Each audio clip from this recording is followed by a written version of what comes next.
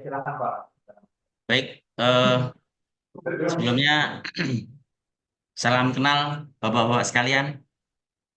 Ya, salam kenal Pak. Eh,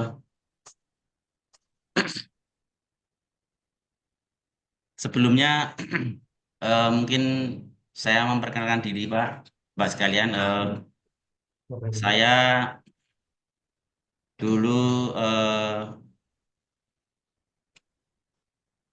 kuliah di Surabaya, kemudian pasca sarjana di UGM. Kemudian saya ambil tesis terkait tentang wastewater ini. Dan saya bergerak di eh, pembuatan IPAL itu udah mungkin puluhan ya, puluhan IPAL bisa di beberapa kabupaten. Jadi dari 2010 sampai 2002 terakhir kemarin di Volet. Jadi mungkin sekitar 11 tahun lebih ya. Sehingga saya menggeluti IPAL, kemudian saya berusaha untuk mencari parameter yang pas tentang IPAL ini dengan saya buat tesis. Nah, dan saya mendesain dari kelemahan-kelemahan yang IPAL yang sudah pernah ada ya. Jadi IPAL-IPAL yang ada itu kan banyak kelemahannya. Jadi ini saya berusaha untuk memperbaiki effluentnya. Jadi mungkin sedikit gambaran saya share tentang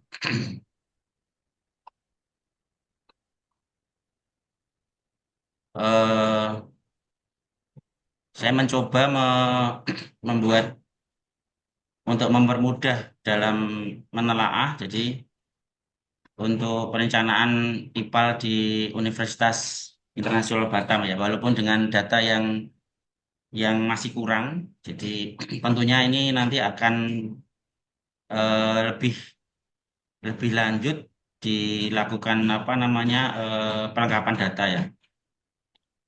Jadi latar belakang kalau saya melihat yang di Batam itu eh, apa namanya tentang regulasi itu kayaknya masih pakai aturan lama ya. Jadi kalau saya lihat regulasi itu kita menggunakan peraturan Menteri Lingkungan Hidup yang tentang baku mutu tahun 2016 nomor 68. Jadi ketika ada regulasi baru yang terbit, mungkin yang dipakai yang regulasi terbaru lagi. Nah ini sampai hari ini saya masih menemukan yang ini. Jadi di dalam regulasi mengenai peraturan Menteri Lingkungan Hidup ini ada standar baku mutunya. Kemudian yang kedua mengenai peraturan Menteri Pekerjaan Umum tentang penyelenggaraan sistem pengelolaan air limbah domestik. Jadi ini yang digunakan regulasi pemerintah untuk apa menjaring apakah IPAL kita itu sudah sesuai dengan kaidah-kaidah teknis itu di regulasi Kemenpu PR nomor 4 tahun 2017 tentang penyelenggaraan sistem pengelolaan air limbah domestik. Jadi kalau kita lihat dari tujuannya itu kan saya di untuk di Universitas Batam ini saya belum tahu berapa kapasitasnya, tapi kalau melihat dari skalanya itu kemungkinan dia akan melebihi dari 500 meter kubik ya. Jadi mungkin itu sudah masuk di Spaldite ya. Spaldite itu eh, saluran pengelolaan limbah domestik terpadu ya. Kemudian mengenai jenis pengelolaannya nanti menggunakan jenis biologis, kimia dan fisika kimia biologis ya. Jadi untuk yang jenis ini saya pernah mencoba jenis biologis ternyata dari hasil effluent itu tidak berhasil baik karena ada bakteri lain yang tidak bisa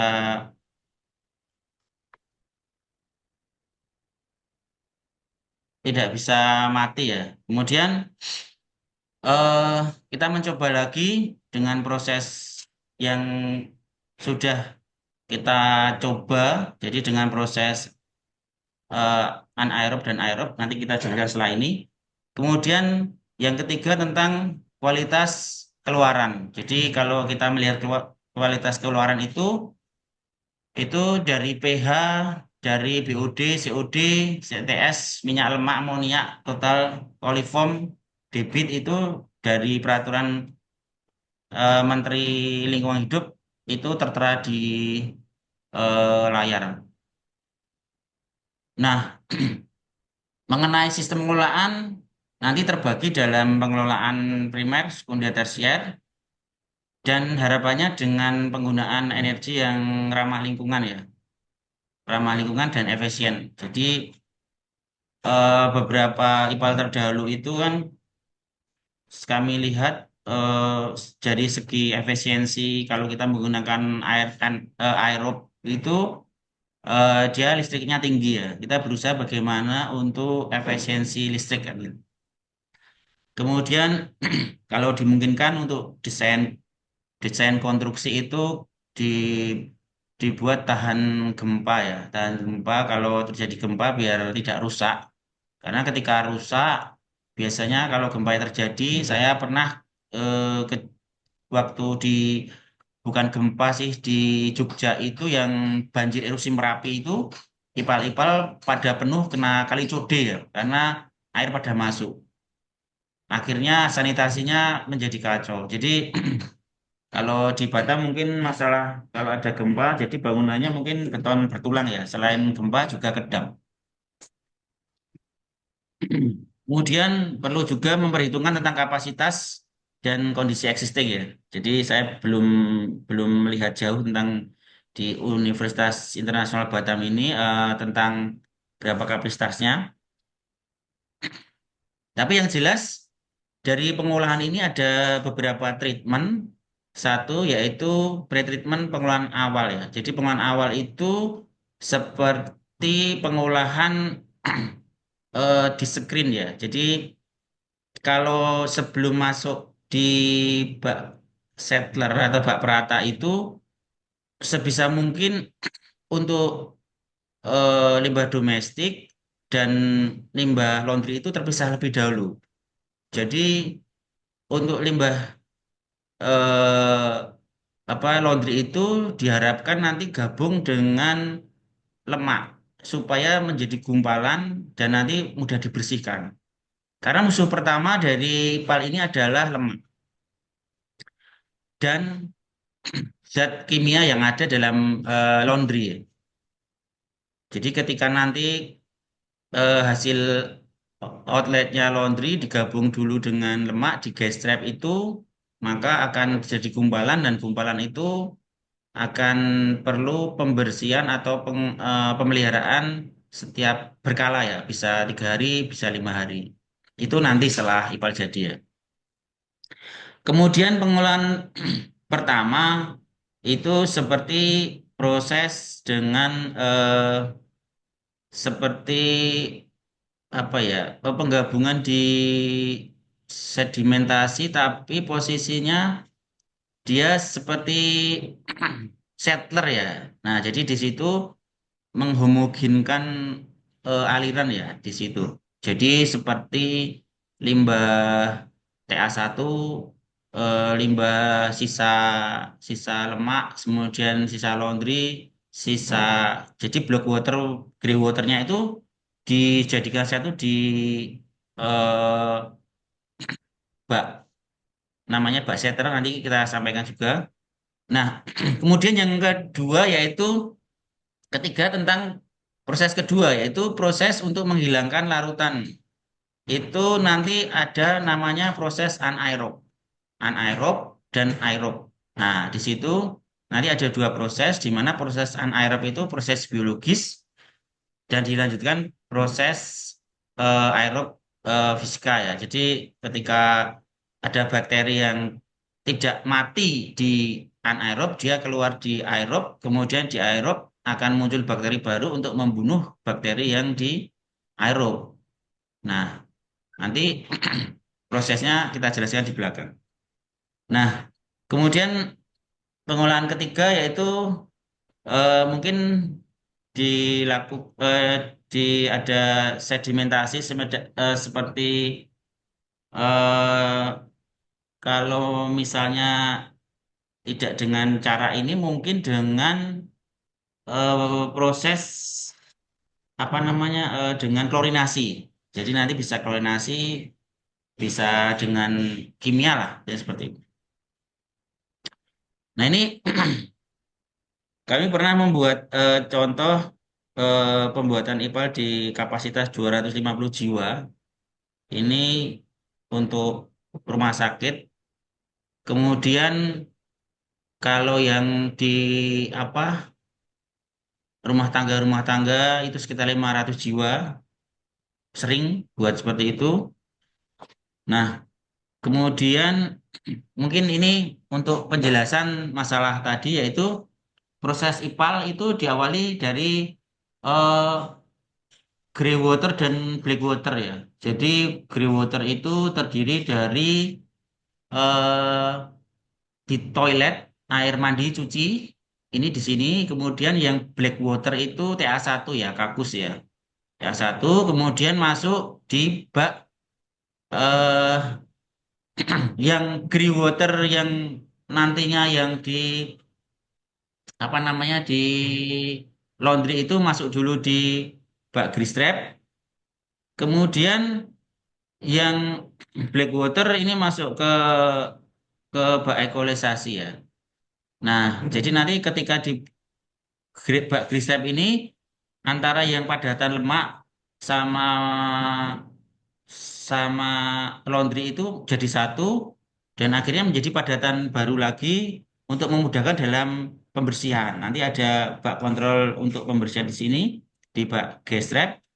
Kemudian eh, kemudian bak ekualisasi untuk bak perata, kemudian masuk di bak perata dan masuk di bak settler.